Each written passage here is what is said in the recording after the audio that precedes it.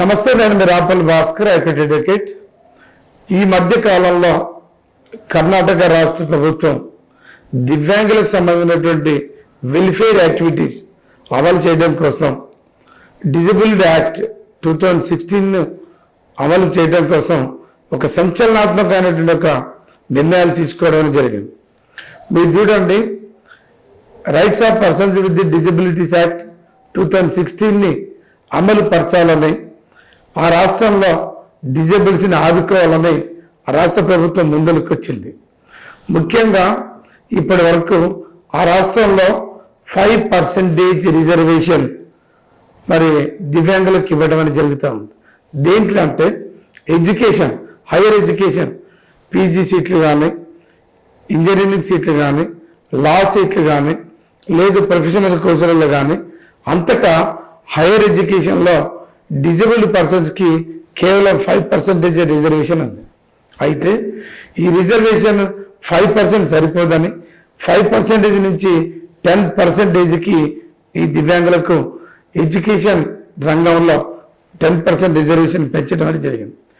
ఇంకొక సంచలనాత్మకమైనటువంటి ఒక మార్పు ఏంటి అంటే, బెంగళూరు అనేటటువంటిది పెద్ద మహానగరం, ప్రైవేట్ సెక్టార్స్ బాగా డెవలప్ అయినటువంటి కంట్రీ, స్టేట్.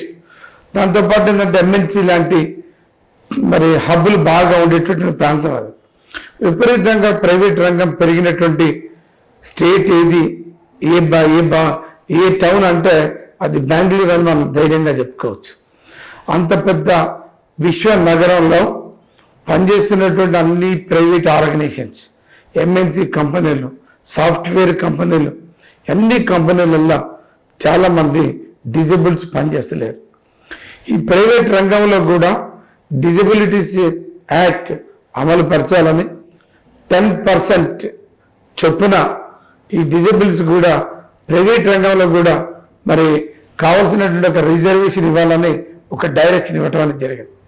ముఖ్యంగా 5% మినిమం అని ఒక ఆదేశాలు ఇచ్చారు, బిల్ పాస్ చేశారు.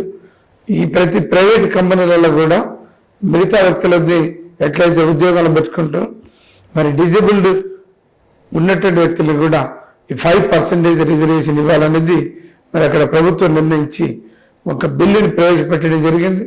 ఆ రాష్ట్ర ముఖ్యమంత్రి గారికి నేను ముఖ్యంగా ప్రత్యేకంగా అభినందనలు తెలుపుతున్నా, ధన్యవాదాలు తెలుపుతున్నా.